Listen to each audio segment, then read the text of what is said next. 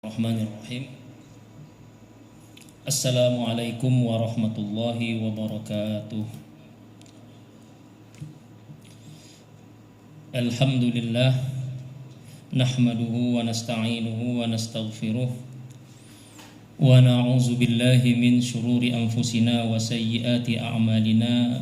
May yahdihillahu fala mudilla lahu wa may yudlil فلا هادي له أشهد أن لا إله إلا الله وأشهد أن محمدا عبده ورسوله لا نبي بعده فاللهم سبحانك لا علم لنا إلا ما علمتنا إنك أنت العليم الحكيم. Jamaah salat zuhur yang dirahmati Allah Subhanahu wa taala, tak bosan-bosan kita memuji Allah, bersyukur, alhamdulillah. Setelah kita melaksanakan sholat zuhur berjamaah, kita menyempatkan diri sejenak untuk hadir bersama-sama di majelis ini. Mudah-mudahan waktu yang kita lewatkan di tempat ini menjadi amal yang bernilai ibadah di sisi Allah Subhanahu wa taala. Amin ya rabbal alamin. Jamaah yang dirahmati Allah Subhanahu wa taala, seperti biasa kita akan membaca dan sama-sama belajar kitab Al-Arba'in An-Nawawiyah, yang mana pada pertemuan yang lalu kita sudah sampai pada hadis yang ke-8. Maka insyaallah pada hari ini kita akan membaca dan mengkaji hadis yang ke-9. Mudah-mudahan ada manfaatnya bagi kita semua, terutama bagi diri kami pribadi, dan mudah-mudahan menjadi amal dan menjadi bekal dalam kehidupan kita sehari-hari. Amin ya rabbal alamin. Qala al-musannifu rahimahullahu ta'ala wa nafa'ana bihi wa bi'ulumihi wa bi'ulumi masyayikhina fid daraini amin. Al-hadisut tasi', hadis yang ke-9. An Abi Hurairah Abdurrahman ibni Sakhar radhiyallahu anhu qala sami'tu Rasulullah sallallahu alaihi wasallam yaqul ma nahaitukum anhu fajtanibuhu wa ma amartukum bihi fa'tu minhu mastata'tum fa innama ahlakal ladzina min qablikum kasratu masailihim wa ikhtilafuhum ala anbiya'ihim. Rawahul Bukhari wa Muslim. Kita bacakan dulu maknanya secara letterlek. Hadis yang ke-9, an Abi Hurairah, dari Abu Hurairah Abdurrahman ibni Sakhar radhiyallahu anhu, yaitu Abdurrahman bin Sakhar radhiyallahu anhu, qala, beliau berkata, sami'tu Rasulullah sallallahu alaihi wasallam, aku sungguh telah mendengar Rasulullah sallallahu alaihi wasallam yaqul, bersabda, ma nahaitukum anhu, apa-apa yang aku larang kalian daripadanya, fajtanibuhu, maka jauhilah atau tinggalkanlah. Wa ma amartukum bihi, dan apa-apa yang aku perintahkan kepada kalian untuk mengerjakannya, fa'tu minhu mastata'tum, maka kerjakanlah semampu kalian. Fa innama ahlakal ladzina min qablikum, sesungguhnya celakanya orang-orang sebelum kalian itu adalah kasratu masailihim, disebabkan karena mereka banyak bertanya, wa ikhtilafuhum ala anbiya'ihim, dan banyak berselisih dengan para nabi yang diutus kepada mereka. Rawahul Bukhari wa Muslim. Hadis ini diriwayatkan oleh Bukhari dan Muslim. Jamaah yang dirahmati Allah Subhanahu wa taala, hadis yang ke-9 ini diriwayatkan dari sahabat Nabi Abu Hurairah. Sering kita dengar namanya Abu Hurairah ya. Yang mana Nama Abu Hurairah ini bukanlah nama beliau yang sebenarnya, tapi namanya itu adalah, ada banyak riwayat, tapi yang paling populer namanya adalah Abdurrahman bin Sakhar. Ada yang bilang nama beliau adalah Abdurrahman bin Sakhar, ada yang bilang namanya Umair bin Amir, ada yang bilang nama beliau Sa'id. Ada banyak riwayatnya. Tapi yang paling populer adalah Abu Hurairah. Dan Abu Hurairah ini adalah nama beliau pemberian dari Rasulullah. Karena beliau suatu ketika itu dilihat Nabi pernah memegang kucing, diletakkan di di lengan, megang kucing di lengan. Lalu ditanya oleh Rasulullah, wahai sahabatku, itu apa? Hazihi hirrah. Ini kucing, anak kucing. Maka kata Rasulullah, anta Abu Hurairah, au kama qala Rasulullah. Sejak itu beliau dipanggil dengan sebutan Abu Hurairah, artinya bapak kucing. Karena beliau sayang sama kucing. Dan jemaah yang dirahmati Allah Subhanahu wa taala, beliau Abu Hurairah ini adalah sahabat Nabi yang paling banyak meriwayatkan hadis. Paling banyak. Ada sekitar 5.200 lebih hadis yang diriwayatkan dari Abu Hurairah. Padahal beliau ini masuk Islam itu sudah di akhir-akhir kehidupan Nabi. Beliau masuk Islam itu pada tahun ke-7 Hijriah, artinya 3 tahun sebelum Nabi meninggal. Baru masuk Islam. 3 tahun sebelum Nabi meninggal tahun 10 Hijriah. Abu Hurairah itu baru masuk Islam tahun ke-7. Artinya hanya 3 tahun beliau bersama Nabi. Tapi hadis yang paling banyak diriwayatkan dalam kitab-kitab hadis itu dari Abu Hurairah, lebih dari 5.000. Dibandingkan misalnya dengan Abu Bakar, itu hanya meriwayatkan sekitar 129 atau 130 hadis. Padahal Abu Bakar itu masuk Islam sejak Nabi masih di Mekah, orang pertama masuk Islam. Tapi hadisnya nggak nyampe 200, 150 pun tidak sampai. Umar misalnya, Umar itu meriwayatkan hadis itu hanya sekitar 500 hadis. Tapi Abu Hurairah 5.200 lebih. Ini kenapa jamaah yang dirahmati Allah Subhanahu wa taala?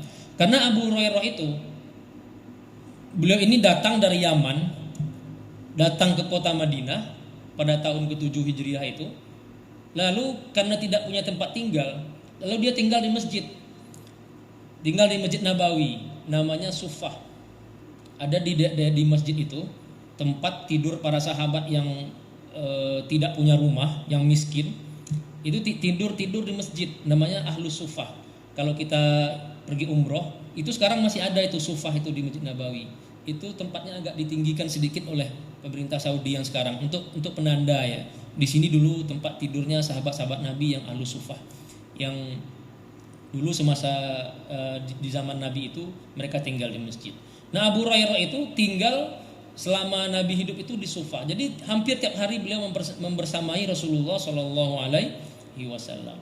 Dan setelah Nabi meninggal, beliau masih di masjid menyampaikan hadis. Sementara sahabat yang lain itu sibuk, ya, banyak yang sibuk sehingga tidak konsen menyampaikan hadis-hadis dari Rasulullah Shallallahu Alaihi Wasallam. Jadi itu sebabnya.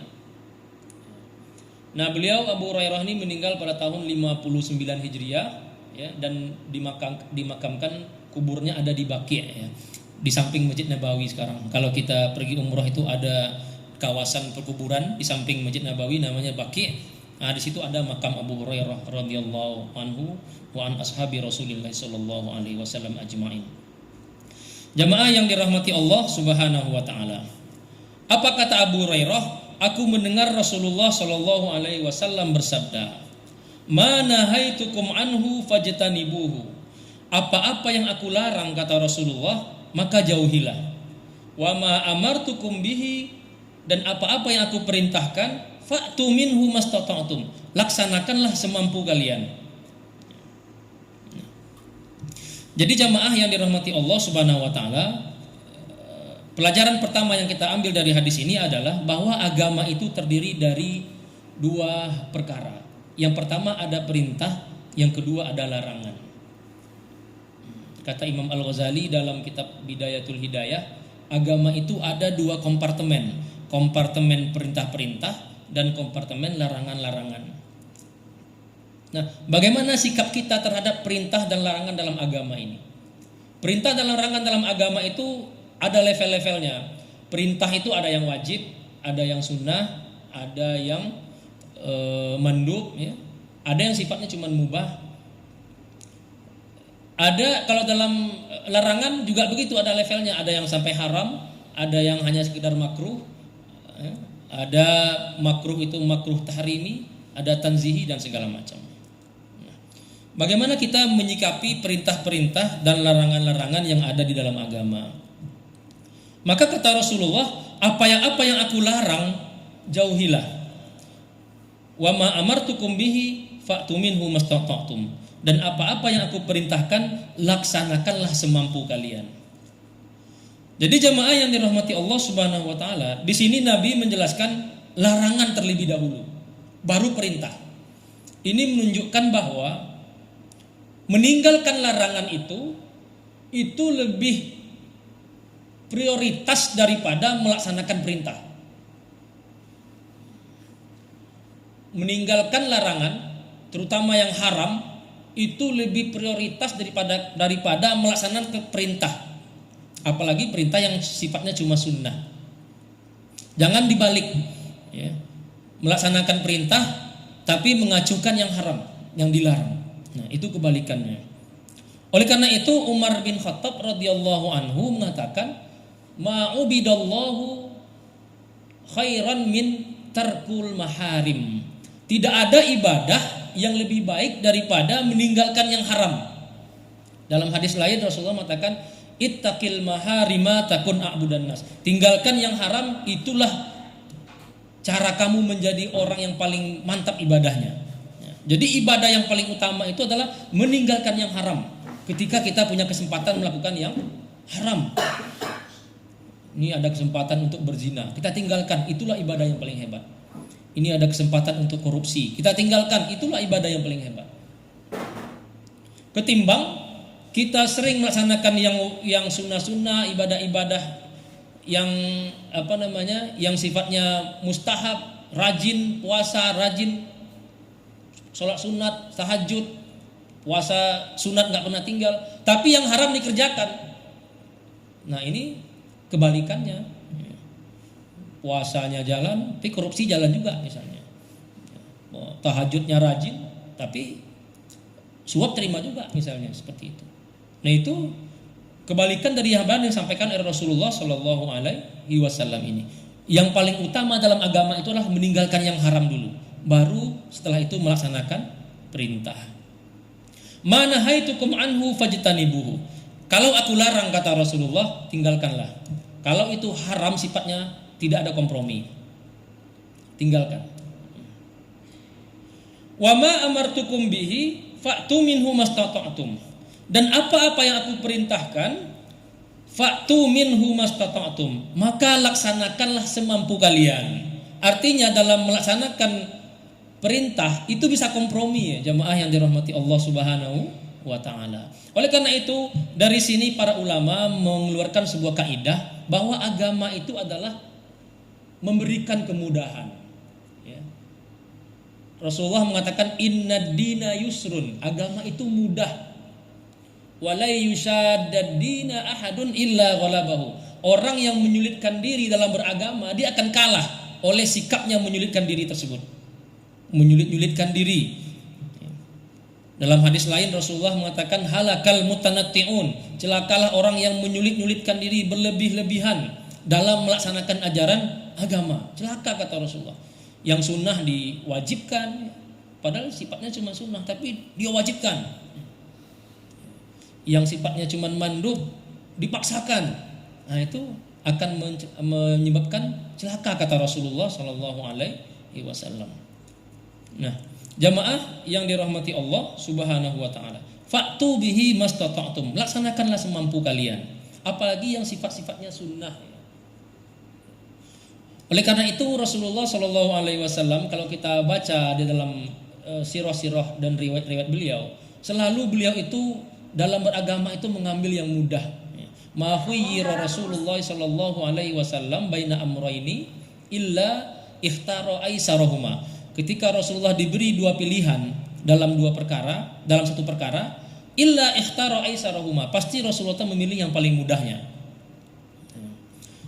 Oleh karena itu pernah suatu ketika orang datang kepada istri Nabi bertanya bagaimana sholat Rasulullah, bagaimana kehidupan keseharian Rasulullah. Lalu mereka ini merasa berpikir, loh Rasulullah saja masih sholat, masih puasa, bagaimana dengan kita? Akhirnya orang ini yang satu mengatakan saya akan sholat malam sepanjang malam dan tidak akan tidur malam hari. Yang satu lagi mengatakan saya akan puasa setiap siang dan tidak akan pernah makan siang hari. Dan satu lagi mengatakan saya akan membujang seumur hidup, tidak akan kawin selama-lamanya. Nah, ini contoh sikap memberat-beratkan diri. Ya. Maka ketika berita itu sampai kepada Rasulullah, cerita tentang 3 orang ini, Rasulullah itu sangat marah sekali. Ya. Rasulullah mengatakan, mata kalian punya hak. Inna li'ainika haqqan. Mata kita punya hak untuk tidur. Kalau sudah capek, sholat, tidur. Wa inna lijasadika alaika haqqan. Tubuh kita ini punya hak untuk sehat. Jangan dipaksakan puasa tiap hari. Wa inna li ahlika alaika haqqan. Keluarga kita punya hak ya, untuk kita nafkahi. Ya. Diri kita ini punya hak yang harus kita tunaikan. Oleh karena itu tidak boleh kita memberat-beratkan diri, apalagi memberatkan orang lain. Ya. Apalagi memberat-beratkan kepada orang lain. Nah, jemaah yang dirahmati Allah Subhanahu wa taala, selanjutnya fa innama ahlakal ladzina min qablikum. Rasulullah bersabda, sesungguhnya celakanya orang-orang sebelum kalian itu adalah kasratu masailihim. Karena mereka banyak bertanya, nyinyir kalau bahasa sekarangnya. Banyak bertanya, akhirnya menyulitkan diri sendiri. Ini latar belakang hadis ini disampaikan oleh Imam Muslim dalam Sahih Muslim ketika ibadah haji. Rasulullah mengatakan, ya ayuhan nas hujju, wahai manusia, telah diwajibkan bagi kalian, innallaha farada alaikumul hajja fahujju. Allah telah mewajibkan ibadah haji, maka berhajilah kalian, kata Nabi. Lalu ada salah seorang sahabat bertanya, ya Rasulullah, akulla amin ya Rasulullah. Wahai Rasulullah, apakah kami wajib haji setiap tahun? Rasulullah diam. Lalu karena diam, Nabi tidak menjawab, dia bertanya lagi, akulla amin ya Rasulullah, apakah setiap tahun ya Rasulullah? Sampai 3 kali Rasulullah mengatakan, lau qultu na'am la wajabat. Kalau saya bilang iya, nanti jadi wajib. Lama stata'tum, apa kalian bisa, kata Nabi. Jadi bertanya yang pada akhirnya menyulitkan diri sendiri. Sama seperti pertanyaan Bani Israel yang direkam Allah dalam surat Al-Baqarah itu. Wa iz qala Musa liqaumihi innallaha ya'murukum an tazbahu baqarah. Wahai kaumku, kata Nabi Musa, sesungguhnya Allah perintahkan kalian untuk menyembelih sapi. Sebenarnya kalau mereka mau menyembelih sapi itu gampang saja, cari sapi sembelih. Tapi mereka ini banyak bertanya, ma launuha, sapi yang warna apa? Lalu sapi yang umur berapa? Sapi yang biasa dibawa bekerja atau sapi yang biasa dijadikan tunggangan atau sapi yang hanya diternakkan biasa? Jadi pertanyaannya macam-macam, akhirnya sulit, menyulitkan diri sendiri. Nah, pola-pola seperti ini itu dilarang oleh Rasulullah Sallallahu Alaihi Wasallam. Oleh karena itu dalam hukum kita pun semakin kita membuat aturan semakin detail, itu sebetulnya ada yang berpendapat itu kurang bagus karena itu akan menyulitkan. Misalnya semua orang wajib berpakaian, itu kan sudah selesai aturan sebetulnya, wajib berpakaian. Lalu kalau dibikin lagi aturan setiap orang wajib berpakaian warnanya merah, itu sulit. Lebih detail lagi, warnanya merah pakai kerah misalnya, warna merah lalu kancingnya ada 5. Semakin detail itu semakin sulit kita untuk melaksanakannya. Hukum itu semakin normanya semakin umum dan yang umum itu mudah dilaksanakan itu semakin bagus ya. Dan semakin detail itu semakin menyulitkan orang, itu semakin tidak bagus. Ada yang berpendapat seperti itu ya.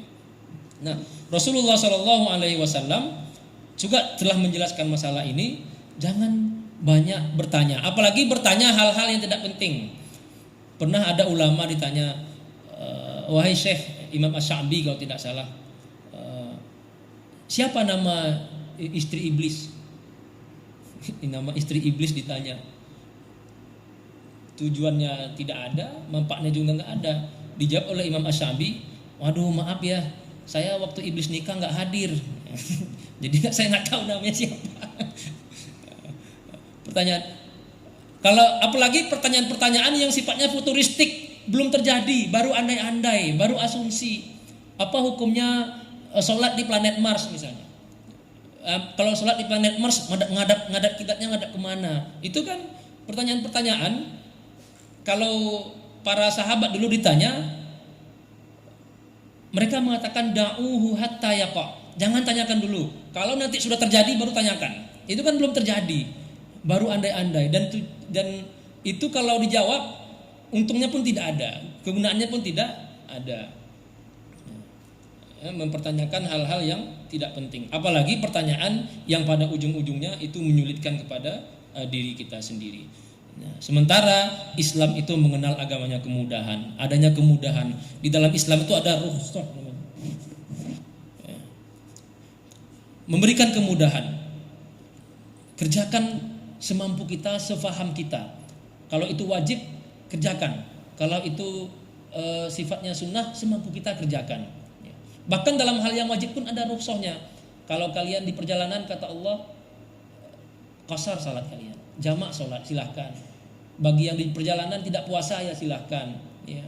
Bagi yang tidak mampu salat berdiri, salat duduk. Tidak mampu duduk, berbaring. Begitu mudahnya kita dalam beragama. Semakin kita menyulitkan diri, apalagi menyulitkan orang lain, itu bahaya. Bahkan kalau itu sampai menyulitkan kepada orang lain, itu dosa besar. Mewajibkan sesuatu yang tidak wajib kepada orang lain, mengharamkan sesuatu yang tidak haram kepada orang lain, itu dosa besar, tidak boleh kita laksanakan. Bagi diri kita sendiri mungkin silahkan, tapi kepada orang lain kalau berefek kepada orang itu bahaya. Itu bisa membuat orang lari dari agama. Pernah sahabat Nabi namanya Mu'az bin Jabal itu pulang kampung, lalu di kampungnya jadi imam. Pas sholat isya baca di rakaat pertama surah Al-Baqarah berapa juz itu Pak?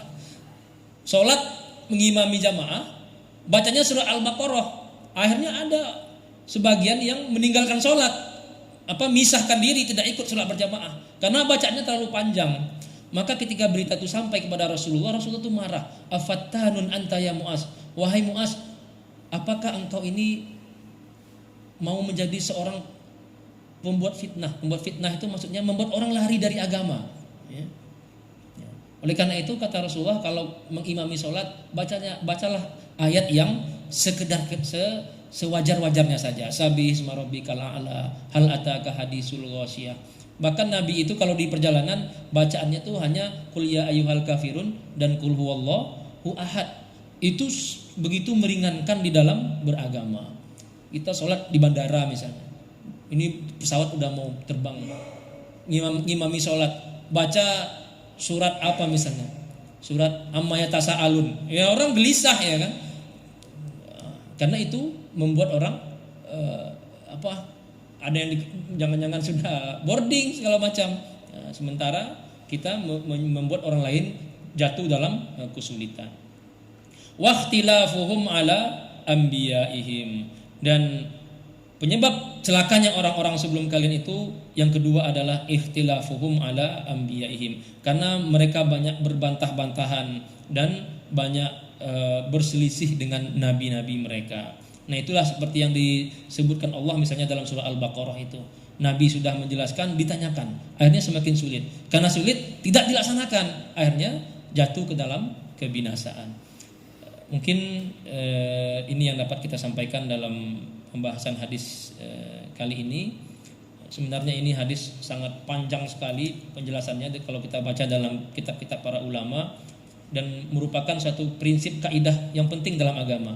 Sehingga Imam Ibnu Hajar Al-Haytami mengatakan hadis ini merupakan salah satu prinsip dalam beragama, bahwa beragama itu mudah. Wa yambaghi ayyuhfaz wal i'tina'u bihi. Hadis ini sudah pantas, sudah layak untuk kita jaga, kita hafal dan kita perhatikan dalam kehidupan kita sehari. Begitu kata Imam Ibnu Hajar Al-Haytami. Saya cukup.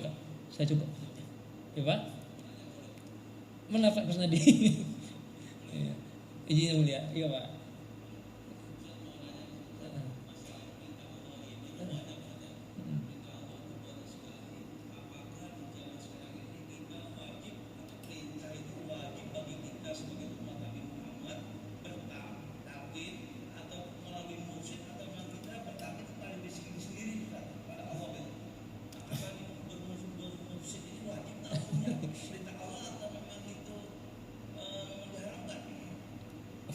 Maksudnya gimana? Izin ya mulia.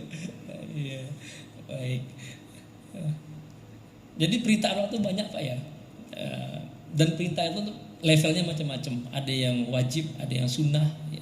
Bahkan ada yang mubah, ya kan. Dan untuk memahami itu kita sebagai orang awam tidak punya kapasitas Pak. Oleh karena itu Allah menyuruh kita bertanya. Fas'alu ahla zikri in kuntum la ta'lamun. Bertanyalah, belajarlah ya kepada ahlu zikri, orang yang berilmu, orang yang mempunyai mumpuni kapasitas di bidangnya. Oleh karena itu dalam agama Islam ini keilmuan itu ada jalur silsilah sanadnya Pak. Ulama mengajarkan pada muridnya, muridnya jadi ulama mengajarkan lagi kepada muridnya. Gak bisa kita otodidak belajar sendiri lalu menyimpulkan sendiri, itu bisa-bisa kita terjerumus di dalam kesesatan. Jadi dalam konteks ini berguru itu wajib. Belajar dari guru itu hukumnya wajib. Tidak boleh kita belajar secara otodidak ya. Apalagi mengangkat diri sendiri sebagai mujtahid ya. Mengangkat diri sebagai seorang mufti ya, berfatwa di mana-mana ya, merasa punya kemampuan padahal nggak pernah belajar, nggak pernah guru ya. Nah itu bahaya sekali ya. Jadi sekali lagi jamaah yang dirahmati Allah Subhanahu wa taala, mungkin ini yang dapat kita sampaikan pada pertemuan kali ini. Lebih kurang saya mohon maaf. Mudah-mudahan ada manfaatnya. Usikum wa nafsi bitaqwallah. Wassalamualaikum warahmatullahi wabarakatuh.